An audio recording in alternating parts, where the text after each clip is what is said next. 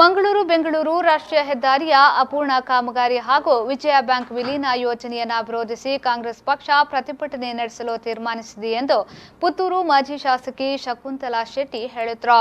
ಪುತ್ತೂರಿನಲ್ಲಿ ಮಾಧ್ಯಮಗೋಷ್ಠಿಯನ್ನು ಉದ್ದೇಶಿಸಿ ಮಾತನಾಡಿದ ಅವರು, ಮಂಗಳೂರು ಬೆಂಗಳೂರು ರಾಷ್ಟ್ರೀಯ ಹೆದ್ದಾರಿಯ ಅಗಲೀಕರಣ ಕಾಮಗಾರಿ ಬಿಸಿ ರೋಡ್ನಿಂದ ಅಡ್ಡಹೊಳೆಯವರೆಗೆ ನಡೆಯಲಿದೆ. ಈ ಸಂಬಂಧ ಕಾಮಗಾರಿಯನ್ನು ಕೈಗೆತ್ತಿಕೊಂಡಿರುವ ಗುತ್ತಿಗೆದಾರರು ಇದೀಗ ಅರ್ಧದಲ್ಲೇ ಕಾಮಗಾರಿಯನ್ನು ನಿಲ್ಲಿಸಿದ್ದು, ಇದರಿಂದಾಗಿ ಹೆದ್ದಾರಿಯಲ್ಲಿ ಸಂಚರಿಸುವ ಪ್ರಯಾಣಿಕರಿಗೆ ತೊಂದರೆಯಾಗುತ್ತಿದೆ.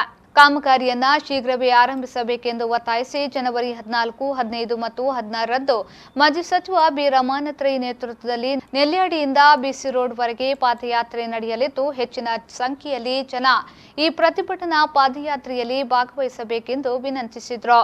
ಜಿಲ್ಲೆಯ ಪ್ರಮುಖ ಬ್ಯಾಂಕ್ ಆದ ವಿಜಯ ಬ್ಯಾಂಕ್ ಅನ್ನ ಬ್ಯಾಂಕ್ ಆಫ್ ಬರೋಡಾ ಜೊತೆ ವಿಲೀನ ನಡೆಸುವ ಪ್ರಕ್ರಿಯೆಯನ್ನು ವಿರೋಧಿಸಿ ಜನವರಿ 10ರಂದು ಜಿಲ್ಲೆಯ ಎಲ್ಲಾ ವಿಜಯ ಬ್ಯಾಂಕ್ ಕಚೇರಿ ಮುಂಭಾಗದಲ್ಲಿ ಪ್ರತಿಭಟನೆ ನಡೆಸಲಾಗುವುದು ಎಂದರು.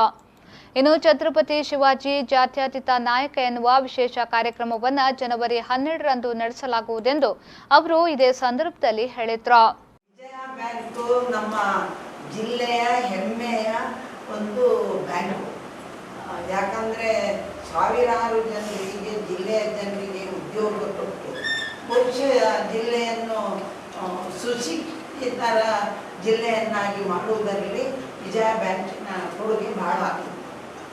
ಇವತ್ತು ಅದನ್ನು ದೇನಾ ಬ್ಯಾಂಕ್ ಮತ್ತು ಬ್ಯಾಂಕ್ ಆಫ್ ಬರೋಡಾ ಅದರ ಜೊತೆ ವಿಲೀನ ಮಾಡುವುದು ಅಂತ ಹೇಳುವಂಥದ್ದು ಸರ್ಕಾರದಿಂದ ಆದೇಶ ಆಗಿದೆ ಅಂತ ಹೇಳುವುದು ನಮಗೆ ತಿಳಿದು ಬಂದ ವಿಚಾರ. ಅದಕ್ಕೆ ಅದರ ವಿರುದ್ಧವಾಗಿ ವಿಜಯ ಬ್ಯಾಂಕನ್ನು ದೇನಾ ಬ್ಯಾಂಕ್ ಬರೋಡಾದ ಜೊತೆ ಯಾವುದು ಮುಳುಗುವ ಸ್ಥಿತಿಯಲ್ಲಿದೆಯಾ ಅದರ ಜೊತೆಯಲ್ಲಿ ಲಾಭದಾಯಕವಾಗಿರುವಂಥ ಬ್ಯಾಂಕನ್ನು ಸೇರಿಸುವುದು ಸರಿಯಲ್ಲ.